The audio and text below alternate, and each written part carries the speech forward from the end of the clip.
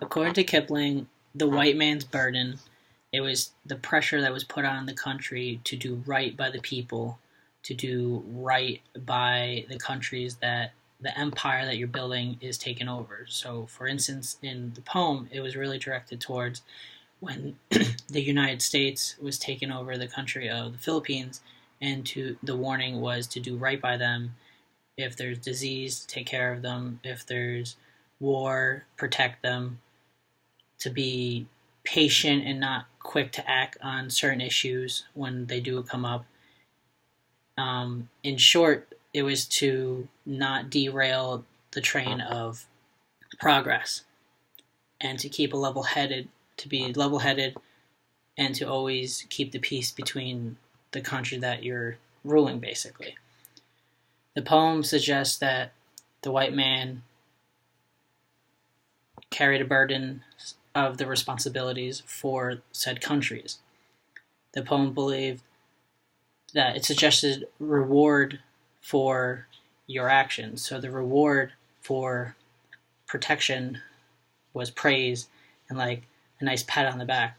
I think there was a simpler definition of where the protection was. I really hate doing this. That the protection was the reward in itself. That the direction of doing right by your people was self-rewarding. In Kipling's poem, I believe the audience was not directed so much to the quote-unquote white man, but to us in general. Like I said before about the Philippines, and it's our newfound imperial responsibility to the Philippines. The poem can be taken as an insult or as the warning that it was meant to be in.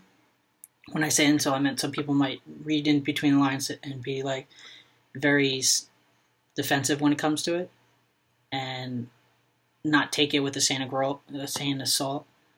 Like Teddy Roosevelt did, he noticed the warning, appreciate the warning, and wanted to share the warning with his people that he believed in.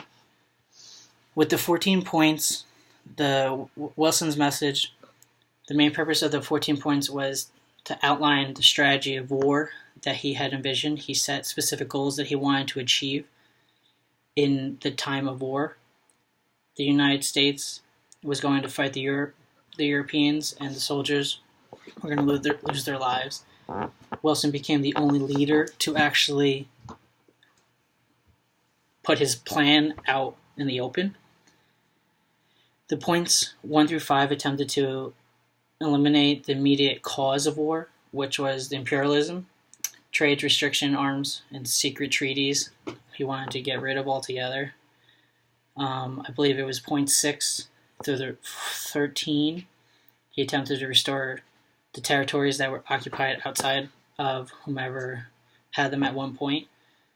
And that the last one was that Wilson and globalization was to protect the states and prevent other wars from happening. In number 4 of the 14 points, he states that there shall be worldwide reduction in weapons and arms in all countries. I feel like there's no longer applies to our situation at hand today with the war on terror.